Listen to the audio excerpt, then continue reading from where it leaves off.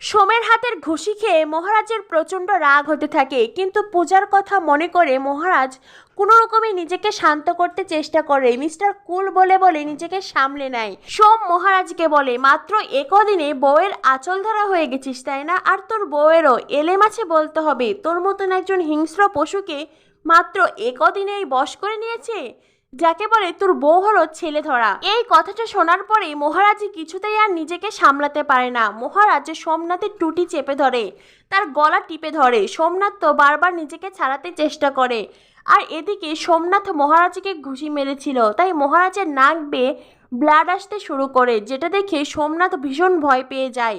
সোমনাথ ভয়ে আটকে ওঠে, বারবার রক্ত রক্ত বলে চিৎকার করে। এরপরে মহারাজের দিকে একের পর এক টিস্যু ছুটতে থাকে। সোম মহারাজকে বলে, রক্ত মুছে নে, রক্ত মুছে নে। সোমের এমন আতঙ্ক ভাব দেখে মহারাজ আবারও নিজেকে সামলে নেয়। মহারাজের ঠান্ডা মাথায় সোমকে বলে, শোন দাদা, আজকের এই কথাগুলো তোকে বলার প্রয়োজন ছিল, তাই আমি তোকে বলেছি। আমি জানি মায়ের তুই সবচাইতে আদরের সন্তান, বড় সন্তান। মা যখন যা কিছু ভাবেন তোকে নিয়েই ভাবেন, আর আমি যখন যা ভাবি মাকে নিয়েই ভাবি, আর সেই জন্য এই কথাগুলো তোকে বললাম।